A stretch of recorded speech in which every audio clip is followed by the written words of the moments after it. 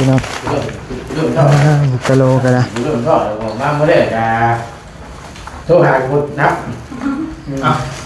ในบ่อนนี้คือว่าได้ยินข่าวสิเฮ็ดระเบียงแนวใดแนวหนึ่งนี่แหละเฮ็ดบ่ต้าคือว่าเพิ่นสิจัดการเฮ็ดหยังก็บ่ฮู้พี่น้องไปนั่นนี่เลิกคือตายแล้วสบายดีน้ำกินน่ะเอ้ยโดยสบายดีโดยเป็นชาวเด้แปลครับเพิ่นว่าตัวเพิ่นหิวก็ออกมาแล้วงานหอมชุดเท่านั้นมาถึงมื้อนี้ล่ะกะหอมอยู่บ่เอ้บ่อยู่กะเฮายังเดี๋ยวจะหน่อยกินข้าวแล้วย่างเช็คเบิ่งเจ้าเมื่อก่อนมีแม่ฮักผู้นึงเพิ่นโทรมาเมื่อคืนนี่ว่าถ้าตัวไหนไม่ดีแล้วเอาค้อนทุบเลยเราอ่ะให้ทำใหม่เราอ่ะหลายคนเยอะบาต้าผ่านทางแม่น้องน้อยเจ้าเว้าเองเด้อเฮาบ่กล้าบอกหลายเฮาบอกเลยแล้วแม่เฮาก็บ่กล้าเว้าคือกันคือบาต้ามาดุเด้เว้าอยู่เลยแม่นนั่นสิแต่เว้าเรื่อยที่นำบ่อยากย่ำละลายเรื่อย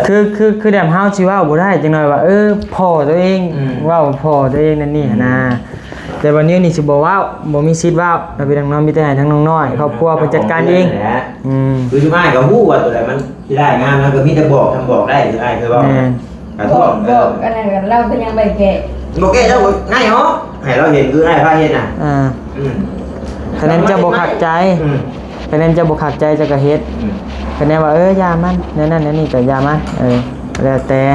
อ้ายนี่สิบ่ติบ่หยังอ้ายนี่คะแนนไอติแล้วมันสิตาเว้าละเป็นยังไงก็เลยบ่คักบ่แน่ก็บอกเราให้เราแก้ให้โอ้ผ้าครึ้มหน่อยคนสิมาผ้าครึ้มแล้วซอยถึงยังแข่งคนมาละไผเปียกบ่เอาเครื่องมาใช้เปลี่ยนซะแห้งมันได้ปะแห่น้ำโตเลยแต่มื้อเช้าเลยเน่ามาเลยพี่จักเอาไม้แห่เอื้อยไว้เอาไม้แห่เอื้อยใหญ่แล้วล่ะเป็นสิใหญ่ตอนนี้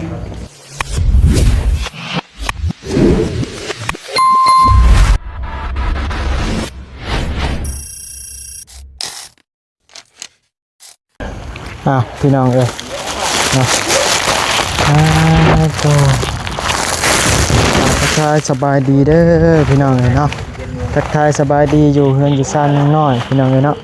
นี่แหละกลับมาอีกแล้วมื้อนี้พี่น้องเนาะเพราะว่ามื้อวานนี้มาบ่พ่อน้องเพิ่นพี่น้องเนาะแต่ว่ามามื้อนี้บ่พ่อสร้างอีกได้พี่น้องเนาะ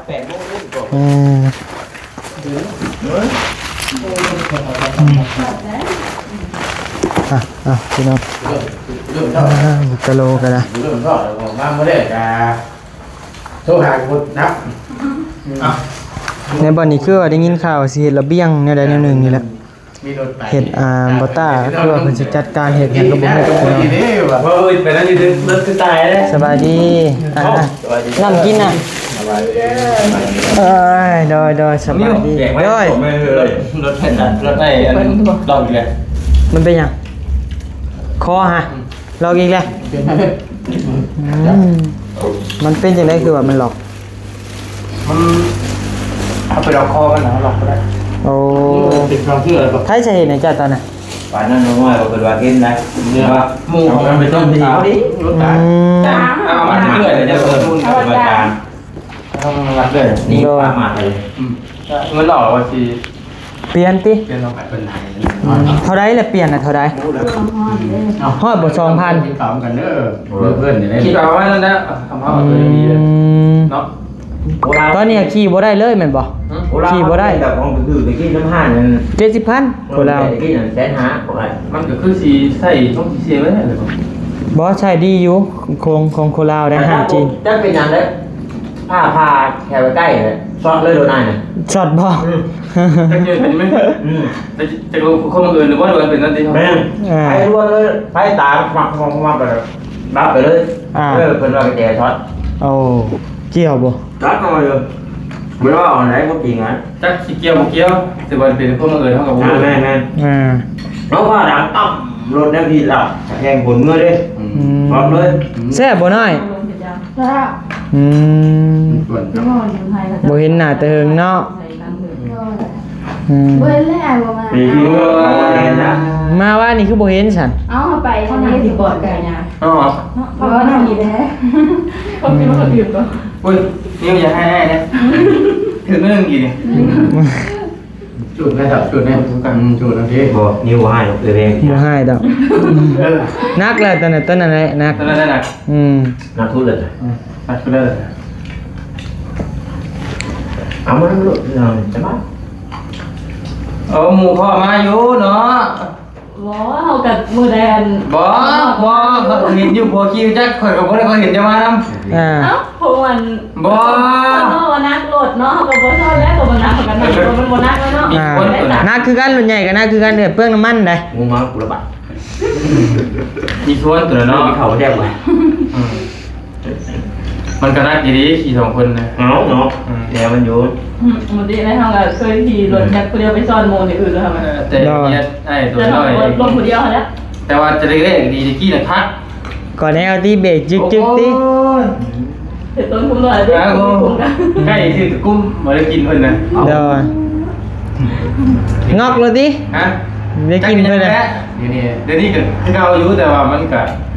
อาจจะดีกี่รถแน่ด้วยนะ มีกี่โลน้องนึง เด้อเขาถึงเคยรันปากว่าเจ้าท่านอันเก่าอยู่ที่หองไปบ่อย อ่า ว้าว ตอนเดิมยาวเลย กุ้มเลย กุ้มเลย มันเป็นยังเนาะมันคือบ่กุ้มคือเก่า อ่า แนวภาพอยู่กับเมียกับท่านเก่าดูว่ามันสิ้นบ่ สิ้นดังเนาะอยู่ลงพูหรือ แก ว่า มันสิ้นกินโตกินหูดังเขาได้แต่มันเป็นอันโม เพราะแม่นดอกเจ้าไปเจ้าก็สิลดลงเลยเนี่ยเพิ่น ฮะ เดี๋ยวสิลดลงแบบ แบบรถฉีดน้ำหอมรถกันน้ำหอมตัวนั้น มันก็สิรถอยู่ แม่นรถอยู่ มันต้องลด ก็ใส่ไปเลยได้ก็บ่เชื่อว่าเก่าบ่กับบ่กับว่าก็บ่เก่า ตอนเป็นชาวเด้ไปครับเพิ่นว่าโตเพิ่นหิวก็ออกมาแล้วงานหอม อ่า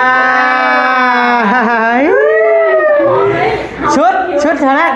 มาถึงมื้อนี้ล่ะ กะหอมอยู่บ่แห้งบ่อยู่ กับเฮากะเมนคือว่าตาเอาเนี่ยทุกคน ลงปื้อแต่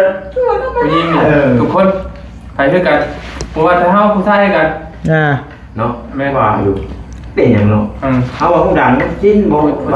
ชายเขาคือกันทวิตทั้งบ่นี่คือว่ากลุ่มอยู่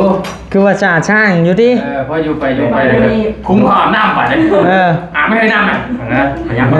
หนวดกับตัดนี่ก็คงจะ กี้นี่เยอะแต่มันโกงได้เลยฮะสาวเหมือนปุ๋ยน้องอีกทีน่ะเกี่ยงไรอยู่นะ แม่น ไอ้ป้องดิใช่ไอ้ป้องดินี่นะผมเคยได้ยินกันเรื่องไอ้ป้องนี่ คุณที่เอาที่เอา คือกันนะ แหม ยกมาตั้งกันเนาะ คือการเนาะแต่ว่าถ้าคุณมือนี่ทำมาคอมมินบอกกระบอก บ่ได้มิ้นนะ แต่ว่ามันคือว่ามันหอม แต่ว่ากินโตคือตะกี้เนาะ ตะกี้ตีนเยอะก็กุ้มมาเลยเนาะโอ้โหย่างมันได้กินแล้ว เตะตับเลยที่เสียดังนะ แม่ ก็บ่แม่นว่าจะคุยโทษได้แม่บ้านยังท่วมว่าเอ้ายันหมูคิวน้ำยาอันแอร์น้ำยาเสร็จงานเนาะออกมาแต่ห้องนั่นกาคนแล้วจะอะไรนะแม่บ้าน เป็นสาวจีบ จักบาทได้เลยจักบาท เนี่ยทอดปลา บ่จักบาทผลนะจักบาท เป็นมินได้เลย มา บ่ที่จริงก็ใส่นี่ของจริงอันนั้นกินอ่อนๆคือนะ เด้อ เนื้อทาผิวของกินเล็กน้อยแล้วมันก็หอมมันอ่อนน่ะนะ เดี๋ยวคลิปก่อนเลย เด้อ เดี๋ยวลงก่อนแล้วถ่ายหลังอ่ะครับ อยู่เลยบ่น้อย เป็นจังไดแล้วบ่งานแล้วบ่งานเอ้ยปิ่นหน้ามาเนี่ย จ้ะจ้ะเอาเลย นี่มานานดี ขอบใจลายเบิ่งกันเดิน ก่อนไปก็หิวไปนำเด้อ ได้จังหน่อยเฮาลงนี่หมดได้ไปใช่น่ะ เอ้าง่ายบ่แล้ว เอากำลังจี้ใช่ ยันบ่เห็นน่ะบ่มาทางหน้า เอามาจี้ใช่นี่ก็ได้เอามื้อนี้สร้างบ่มาติเช็คแล้วบ่กระเบื้อง ยัง เดี๋ยวจังหน่อยกินข้าวแล้วย่างเช็คเบิ่ง เจ้าเมื่อก่อน มีแม่ฮักผู้หนึงเพิ่นโทรมาเมื่อคืนนี่ว่าถ้าตัวไหนไม่ดีแล้วเอาค้อนทุบเลยเราอ่ะให้ทำใหม่เราอ่ะ หลายคนเยอะบาต้าผ่านทางแม่น้องน้อยเจ้าว่าเองเด้อเฮาบ่กล้าบอกหลายเฮาบอกเลยแล้ว แม่นเฮาก็บ่กล้าเว้าคือกัน คือบาต้ามาดุเด้เว้าอยู่เลย แม่น นั่นจริงแต่เว้าเรื่อยที่นั่นบ่อยากย่ำละลายเรื่อย คือแดมเฮาสิเว้าบ่ได้จังหน่อยว่าพ่อตัวเองเว้าพ่อตัวเองนั่นนี่นะ แต่วันนี้นี่สิบ่ว้าวบ่มีสิทธิ์ว้าวเราไปทางน้องมีแต่ให้ทางน้องน้อยครอบครัวเพิ่นจัดการเองคือที่มากับฮู้ว่าตัวใดมันสิได้งานแล้วก็มีแต่บอกทำบอกได้คืออ้ายคือว่าการท บ อ อก ด บอกอะไรกันเราก็ยังไปแกะ บอกแก้เจ้าง่ายเหรอให้เราเห็นคืออ้ายพาเห็นน่ะคะแนนจะบ่ขัดใจคะแนนจะบ่ขัดใจจะก็เฮ็ดคะแนนว่าอย่ามันนั่นนี่ก็อย่ามันแล้วแต่อ้ายนี่สิบ่ติบ่หยังอ้ายนี่คะแนนไอติแล้วมันสิ ตาวิวละเป็นยังไงเอาเลยก็เรื่อยๆไปเนี่ยโอเคแต่ยาวแล้วนี่พี่น้องเนาะก็คือว่าและก็เช็คเบิ้งจะได้บุคคลบ่แน่ก็บอกเพิ่นก็แก้ให้เนาะคือว่าและสุมานี่ตีบ่ได้บ่อยากตีเนาะกันตีแล้วมันสิไปเป็นแนวไม้จังหน่อยว่าโอ้บ่นิวแนวนั้นแนวนี้เพิ่นว่าโอ้บ่อยากว่าพี่น้องเลยแต่มีที่ให้ทั้งเจ้าบ้านเพิ่นจัดการเองนะพี่น้องน้อยเรื่องนั้นตัวใดบ่คักบ่แน่ก็บอกเราให้เราแก้ให้โอ้ผ้าคึ้มน้อยคนสิมาผ้าคึ้มแล้วซอยเพิ่นยังแข่งคนมาค่ะไผเปียกบ่เอาเครื่องมาใช้เปลี่ยนซะแห้งบ่ได้ปานแห่น้ำโตเลยแต่มื้อเช้าเลยเน่ามันเลยพี่จักเอาไม้แห่เอื้อยไว้เอาไม้แห่เอื้อยใหญ่แล้วล่ะเป็นสิยังตอนนี้เอาหายเจ้าเล่นไม้ผัวเจ้าใหม่จ้ะอันนี้ไม้อะไรรุ่นนี่นะมันดูดกันอยู่ใกล้กันบ่ได้เก็บก่อนเด้อจะติดอ่างมันหายเจ้าเก็บอย่าเลยเพื่อที่ว่าออกจะยังไงยิ้มแป๊กๆกากแร่หน่อยมีกะโลเนาะโดยขอบให้มาเรียบร้อยน้อยกุ๊ก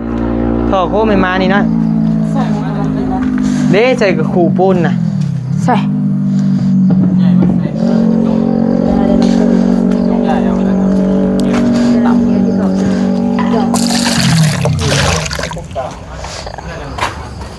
เป็นไปกินบ่นี่แล้วมันติดเปื่อนตีว่าได้ประกันฝนเริ่มสิตกแล้วพี่น้องเลยเนาะฝนตกมาเลยผ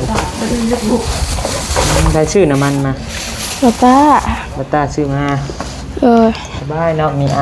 จัดการให้เนาะโดย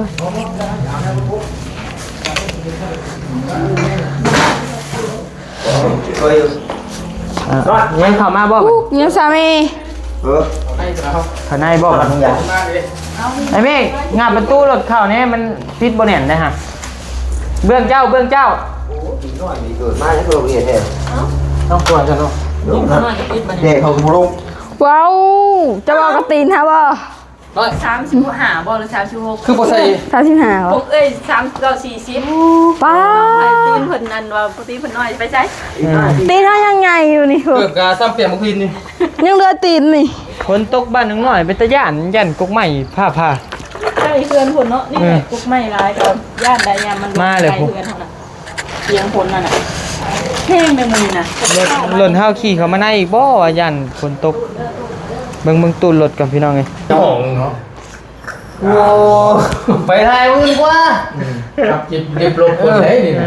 เป็นงานอยู่นี่ไปซะหน่อยไปของอื่นมึงผู้ใหญ่ไปเสร็จอยู่เดี๋ยวฝนตกแล้วบัดพี่มานั่งพี่เอาตกโมมาที่โอ้ผ่าลง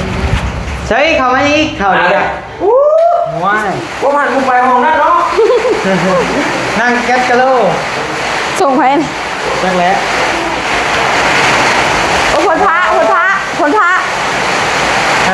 นะบ่มีจ้าให้มาพุ่ง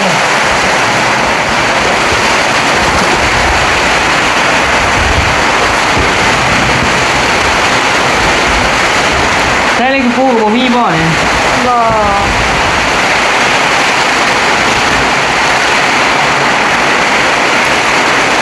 แล้วผมมีได้ชมพูมาได้ บ่มีกระดับทิมเบิดแล้ว เนี่ยมันผ้าเปียกเงื่อนได้นี่ เปียกกันแล้ว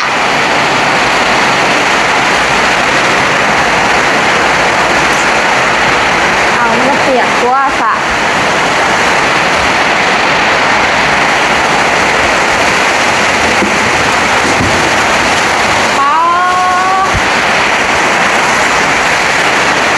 ตรงแห้งนี่ป้าอยู่ก็ได้ห้องอยู่ก็ได้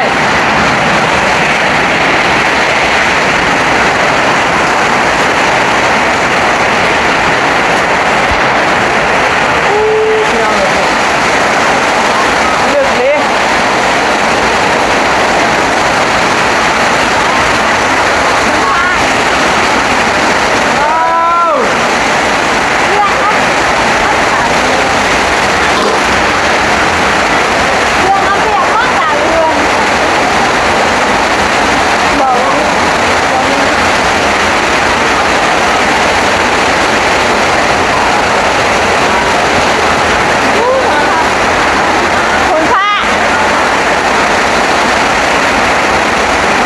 คนผ้าเนาะโอ้มีลองเจ็ดค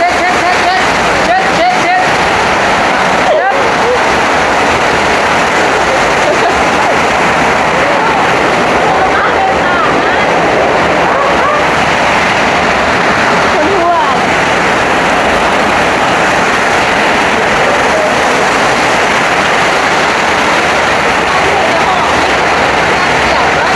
อยู่ไม่ไหวอยู่ไม่ไหว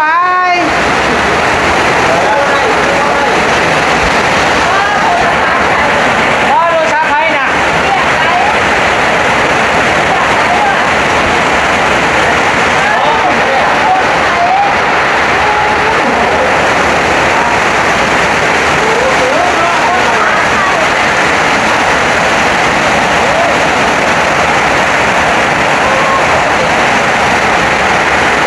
มาวันแรกก็ถล่มเลย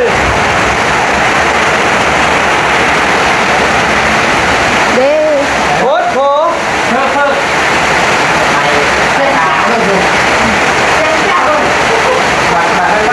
ได้เลยบ้านตัวนี้มันต้องห้ามหัวเลยนี่พวกนี้ก็ อ้าวนิวมันย้อนยุคก่อนที่ตัวพวกพายุอันนี้ บ่ตอนยังบ่มีขาบ่ ที่ตัวแบบคณะการตอนนั้นที่ตัวพวกคนนี้เอง ไปจังหวะกันพี่น้องเอ้ยรอพายุแล้วก่อน บอกว่าเอาเสือมาเสร็จ ง่วนเลยเรา คนเดียวนะ ใช่แหละ แล้วไปส่งในเทียงแล้ว แล้วยันงัวแล้วอันนั้นดิ งัวบ่งัวเราบ่ งัวกับคน อย่างนี้เขาด่ามีนอดเกี่ยวเก็บวง เราเรียกงอกไป กูในนอดล็อกเก่าชั่วก็นะ แม่น้องน้อยบ่ ตอนเจ๊เขาได้แล้วบ่อะไร โอ้โหเดี๋ยว ได้สิเป็นหยัง เดี๋ยว เฮ้อ เด่นแล้วมัน พี่นอนหุ้นบ่ เด่นแล้วตัว เราเห็นยังเราเห็นยัง เอาตัวกระหู้ที่ปืนของทั้งคานะ เขาต้องเหยียบมา เหี่ยวติ เงี้ยว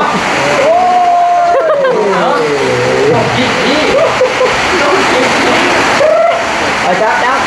หมดแล้วพอแล้ว